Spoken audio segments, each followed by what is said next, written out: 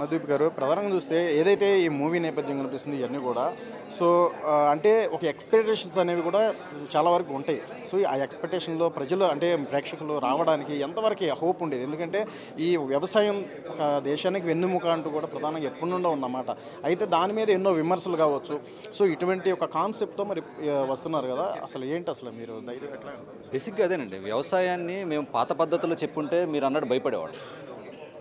మేము ఏం చెప్తున్నామంటే వ్యవసాయం బతకాలంటే మనం ఏం చేయాలి? ఎవ్రీ ఇండస్ట్రీ ఈజ్ ఇవాల్వింగ్, కానీ అగ్రికల్చర్ ఇవాల్వ్ అవ్వట్లేదు. అది ఇవాల్వ్ అవ్వాలంటే మనం ఏం చేయాలి?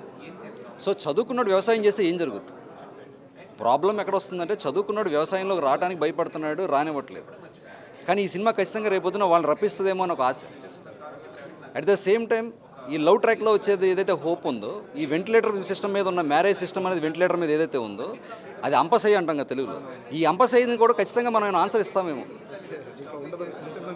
అంతే కదండి. ఇప్పుడు అంపసై ఉంది కదా, ఈ అంపసై మీద ఉన్న మ్యారేజ్ సిస్టమ్కి ఇప్పుడు మనం ఏం చేస్తాం? రేపొద్దున మనం చెప్పింది కనీసం 1% ఫాలో అయినా కూడా యాజ్ ఏ హ్యూమన్ బీయింగ్గా మనం పుట్టినందుకు సొసైటీకి ఎంతో కొంత రెట్నిచ్చిన వాళ్ళం అవుతాం కదా. ఇప్పుడు క్లైమాక్స్ అనేది మనం ఒక భారీగా చేయొచ్చు, లేకపోతే ఇంకో రకంగా చేయొచ్చు, భారీగా చేయొచ్చు.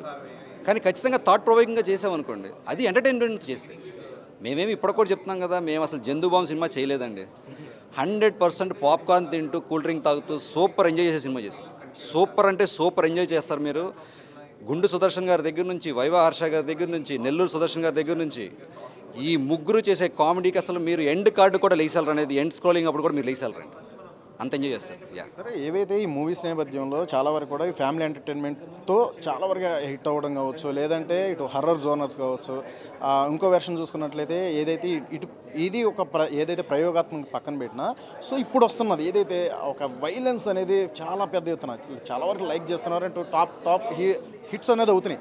సో ఈ నేపథ్యంలో గతంలో కూడా మహేష్ బాబు తీసిన మూవీ కూడా ఈ వ్యవసాయం సంబంధించి ఏఐ జోడించి, సో ఇటువంటి తీసిన మార్పు అనేది కూడా చాలా అంటే వస్తుందా అంటే అది ఎప్పుడు కూడా ఆన్గోయింగ్ వస్తూ ఉంటుంది అని అనుకోవచ్చు. ఈ నేపథ్యంలో మరి మీ మూవీ ఎలా వస్తున్నారు? ఫార్మా రంగంలో అటువంటి పెద్ద హీరో తీస్తేనే అటువంటి సమాజంలో వచ్చిందనుకోవచ్చు. అలా మీరు వస్తున్నారు కాబట్టి ఈ సినిమాతో అది ఎంతవరకు సక్సెస్ రేటు, లేదంటే మీరు తీసుకొస్తున్న ఆ మార్పు అనేది నిజంగా అది సాధ్యమే అంటారు? ఖచ్చితంగా అండి. మహేష్ బాబు గారు తీసిన మార్చి తర్వాత చాలా దృక్పథం మారింది. అంటే అది సక్సెస్ ఎంత అనేది అంత చెప్పే స్థాయి నాకు లేదు, కానీ 100% మహేష్ బాబు గారు మహర్షి తర్వాత ఖచ్చితంగా ఒక ఆలోచన అయితే మొదలైంది జనాలు. ఇప్పుడు మేము చెప్దాం అనుకున్న పాయింట్ కూడా ఏంటంటే, ఇప్పుడు ఫర్ ఎగ్జాంపుల్ నాది ఒక రైతు కుటుంబం. నేను ఆల్రెడీ హైదరాబాద్లో ఒక ఈవెంట్లో కూడా ఇది విషయం చెప్పాను, ప్రీవియస్ ఈవెంట్లో. మా నానమ్మ గారు ఎవరైతే ఉన్నారో ఆమె ఏమైందంటే బేసికల్లీ మాకు వ్యవసాయం కలిసి రావట్లేదని చెప్పేసి మా తాతయ్య పొలాలు అమ్మటం మొదలెట్టారు.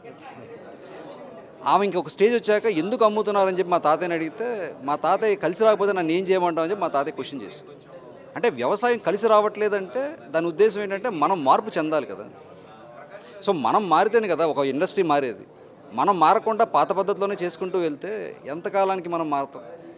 సో ఎప్పుడైతే మా నాన్నమ్మ అడిగిన ఈ కథకి బేసికల్లీ ఒక స్ఫూర్తి కానీ ప్రేరణ కానీ ఉందంటే కనుక అసలు ఇనీషియల్గా పుట్టిన కారణమే మా నాన్నమ్మ. అక్కడ మొదలైన కథకి కాస్త ఇలాగ మేము అరవింద్ వీళ్ళందరం కలిసి ప్రాణప్రతిష్ఠ చేసుకోవడానికి కానీ ఇవన్నీ జరగడానికి కానీ. సో ఎట్ ద ఎండ్ మనం చెప్పే పాయింట్ ఏంటంటే, మేము చెప్పాం కాబట్టి మారరు నేను అలా మాట్లాడను కానండి, ఖచ్చితంగా 1% అన్న ఆలోచిస్తారేమో ఒక చిన్న ఆశ అయితే ఉందండి. చివరిగా చెప్పండి, ఏంటి ఎప్పుడు రిలీజ్ అనౌన్స్మెంట్ ఉంటుంది ఏంటో?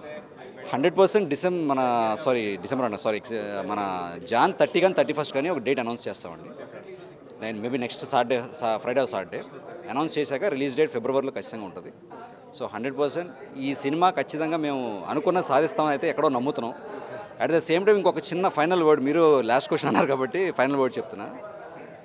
ఒక సినిమా ప్రొడ్యూసర్ని, డైరెక్టర్ని, టెక్నీషియన్స్ని ఓడించవచ్చు, గెలిపించవచ్చు, కానీ ఈ సినిమా మాత్రం ఆడియన్స్ ఖచ్చితంగా గెలిపిస్తుంది. వన్ ఫైన్ డే ఈ సినిమా ఆడియన్స్ని గెలిపించడం మాత్రం ఎటువంటి పరిస్థితుల్లో జరుగుతుంది. ఇదైతే ఈ మాట మీరు ఒకవేళ నా హైలో పెట్టినా కూడా హైలో పెట్టండి. ఈ సినిమా ఖచ్చితంగా ఆడియన్స్ని గెలిపిస్తుంది. Thank you. Right mister work from home ఏదైతే ఈ మూవీ ఒకవైపు ఫ్యామిలీ ఎంటర్టైన్మెంట్ ఉంటూనే అలాగే ఒక సందేశాత్మక ఒక వ్యవసాయం దేశానికి వెన్నుముక. సో ఆ యొక్క నేపథ్యం చూసుకున్నట్లయితే చాలా వరకు కూడా విమర్శలు కావచ్చు, అలాగే వ్యవసాయం చేసేవారు ఒక చిన్న చూపు కావచ్చు, ఇలాంటి చాలా చాలా వరకు ఉంటుంది. దానికి ఏఐని టెక్నాలజీని దానికి మేళవింపుగా చేస్తే దాంట్లో ఎటువంటి ఫలితాలు అనేది కూడా వస్తుంది. అలాగే భావి తరాలకు కల్తీ లేని ఒక ఆహారాన్ని ఏదైతే ఇవ్వడం దానికి ప్రధానంగా చూసుకున్నట్లయితే ఈ యొక్క బ్యాక్గ్రౌండ్లో ఒక మంచి మెసేజ్ ఓరియంటెడ్ సినిమా అయితే తీయడం జరిగిందంటూ కూడా మధ్య చెప్తున్నారు. సో ఏదైనా సరే ఈ యొక్క సినిమాని అందరూ ఆదరించడం కూడా చెప్తున్నారు. కెమెరా పర్సన్ ఫణితో ప్రవీణ్, తెలుగు 360 విజయవాడ నుంచి.